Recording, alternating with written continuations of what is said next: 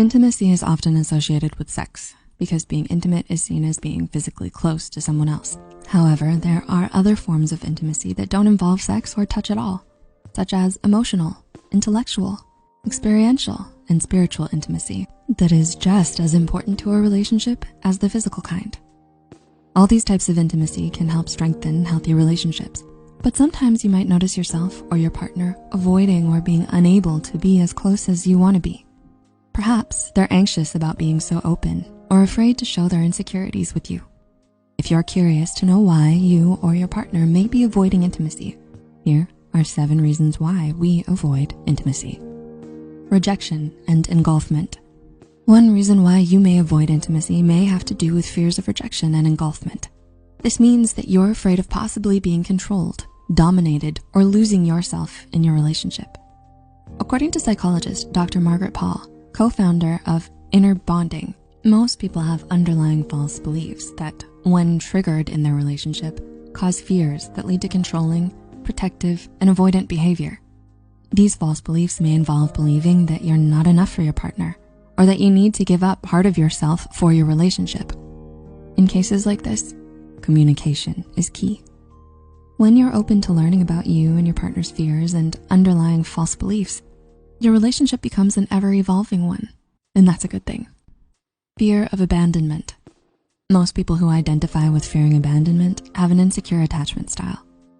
Psychotherapist Shaman Ajan states that this can become a hindrance to making deep emotional and intimate connections with a partner.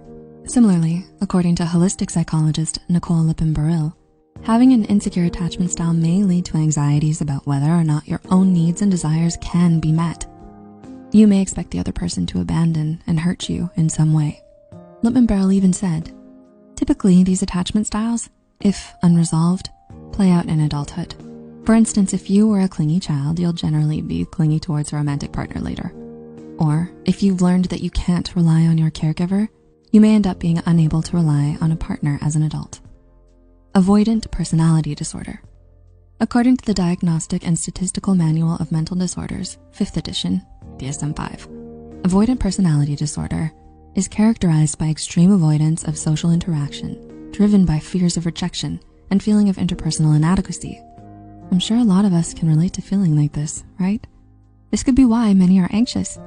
According to psychologist Maria Andreades, this disorder is a combination of both genetic and environmental factors.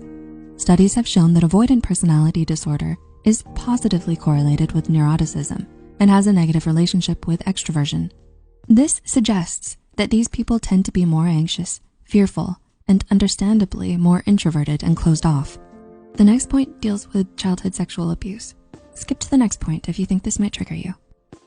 Childhood sexual abuse. According to therapist Wendy Maltz's definition, sexual abuse occurs whenever one person dominates and exploits another by means of sexual activity or suggestion. Survivors of sexual abuse may experience difficulties with trust, have a fear of intimacy, a fear of being different, and have difficulty establishing interpersonal boundaries in relationships. In these cases, it's important to keep the lines of communication open with your partner and perhaps consider therapy as an option to help deal with these childhood traumas. Previous abuse. Fear of intimacy can also stem from emotional and physical abuse, which is committed against intimate partners, current or former spouses, boyfriends, and girlfriends. Emotional abuse can include verbal assault, dominance, control, isolation, ridicule, or the use of intimate knowledge for degradation. It impacts the mental health and well-being of the victim, and it is often a precursor to physical abuse. There's a high correlation between physical and emotional abuse in batterer populations, and verbal abuse early in a relationship predicts subsequent physical abuse. Children who are emotionally abused may grow into adults who fear ridicule or verbal abuse if they share anything with others, which can lead to an inability to share and be vulnerable in adult relationships due to these anxieties and fears. If this is familiar at all, please reach out to a qualified healthcare provider or mental health professional if you're struggling. Parental neglect. According to licensed clinical psychologist Ayanna Abrams, a person's attachment style is the way they behave in a relationship based on the way they were cared for as a child. Abrams notes, that not feeling secure in your relationship with your parent or caregiver can lead to 3 different types of attachment styles: avoidant, anxious, or disorganized. If you have an avoidant attachment style, you typically avoid intimacy, and this is often due to caregivers being largely unavailable. One study published in the International Journal of Sexual Health found having unavailable parents might even lead to sexual difficulties later in life. Those with an anxious attachment style tend to crave intimacy. It usually forms when a child has inconsistent caregivers who are not always there for them. If you have a disorganized attachment style, you tend to both crave intimacy and avoid it. This tends to occur when a child grows up afraid of their caregiver. That's why it's also called fearful avoidant attachment, and it's been linked to poor coping skills, erratic behavior, and difficult or volatile relationships. Separation and overdependence. Do you tend to call your parents for advice when something goes wrong in your relationships? It's possible that the effects of a close relationship with your parents may influence the quality of your romantic relationship. Separation individuation is defined by Margaret Schomburger Mahler as the developmental phase in which you gradually differentiate yourself from your mother, develop awareness of your separate identity, and attain relatively autonomous status. Psychiatrist Helm Sterlin noted that a very close relationship with parents may actually end up hindering romantic relationships in adolescence. A fear of intimacy, as we've explained, is due to anxiety caused by a variety of reasons.